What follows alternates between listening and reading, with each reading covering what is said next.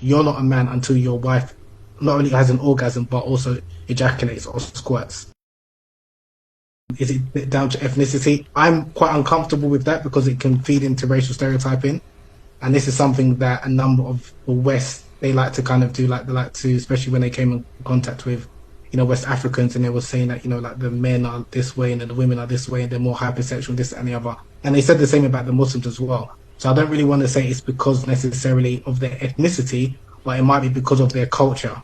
So if you come from a culture where you are encouraged to, so for example, Rwanda, for example, with the Kunyaza tradition, the men are encouraged from a relatively young age. You're not a man until your wife not only has an orgasm, but also ejaculates or squirts.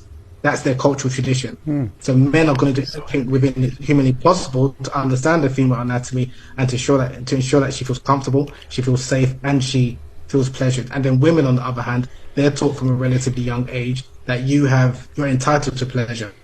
You can initiate intimacy, and then you should feel comfortable to speak to your husband in terms of, this doesn't work for me, do this, do that.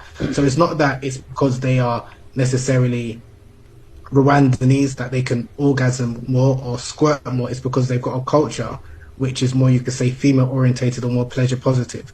Whereas if you look at another culture which is more about just procreation, and the men are quite selfish and they're not attentive to the woman's needs, then you probably will see that women in that particular country are less likely to orgasm than others. So that's why I just think that it's important, especially when we're looking at historical texts or looking at different cultures, whether you're an anthropologist or sociologist, you take that into consideration, because people, like I said, will use it to kind of racially stereotype and say, these people are more, because even like common issues that we have nowadays, that especially amongst a number of Muslims and women, like with vaginismus, is unfortunately quite common. What was that? What was that you said? Vaginismus. What is that?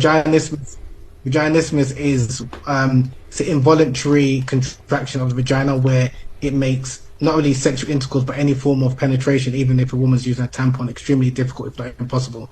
So it's where a woman, without even realizing it, she just can't, she doesn't feel comfortable to open up. So even if a man is trying to penetrate, it's going to be extremely painful, if not impossible. And this is something that is unfortunately quite prevalent in a number of, especially conservative Muslim communities, with women who've never engaged in any form of intimacy before. And one of the reasons in this, it's more of a psychological issue rather than a physical one, is because a lot of women, they've grown in a culture where they've just been shamed about their body, shamed about sex. Even when they get married, for them, they've got this idea that, if I have sex, I'm still going to be like a bad